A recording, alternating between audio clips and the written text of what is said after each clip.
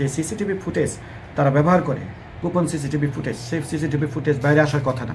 সেই সিসিটিভি ফুটেজগুলিকে বিভিন্ন চাঁদাবাজদের হাতে দিয়ে এই স্পাগুলি এখানে আগত পর্যটকদের হয়রানি করছে। এই স্পাগুলিতে আজকে একটা স্পেশাল কারণে অভিযান চালানো হয়েছে, কারণ আপনারা পত্রপত্রিকা সোশ্যাল মিডিয়াতে দেখেছেন অনেক পর্যটককে, এবং তারা ব্ল্যাকমেলিং করছে।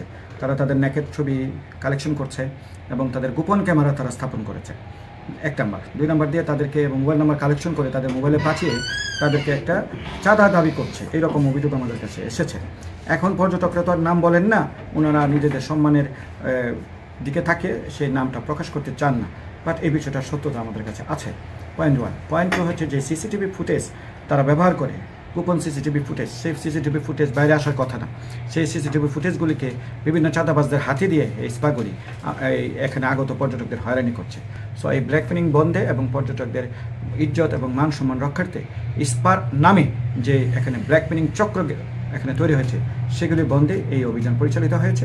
স্পার পক্ষ থেকে কোনো অভিযোগ আসছে কিনা, স্পার পক্ষ থেকে যে অভিযোগ এসেছে সেই অভিযোগটা হলো যে ওরা বক্তব্য হয়েছে যে ওদের নিজেদের বক্তব্য যে সাংবাদিক নাম দিয়ে কিছু সাংবাদিক নামধারী কিছু দুষ্ট চক্র তারা তাদের কাছে চাঁদা দাবি করে, প্রতিনিয়ত তাদেরকে হয়রানি করে, এবং এরকম হয়রানি করলে তাদেরকে টাকা না দিলে, চাঁদা না দিলে তারাই তাদেরকে ডিস্টার্ব করে।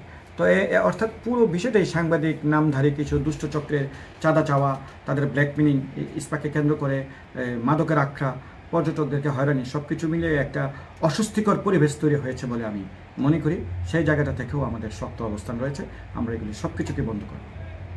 এই ধরনের ব্ল্যাকমেলিং টুরিস্ট পুলিশ কাম্য মনে করে না, তাই তাদের মোবাইলগুলিকে চেকবেক করা হবে, কাগজপত্র চেকবেক করা হবে, এবং কারা এগুলি করতেছে তাদের সবাইকে, যারা পলাতক, তাদেরকে গ্রেপ্তার করা হবে এবং আইনের আওতায় আনা হবে।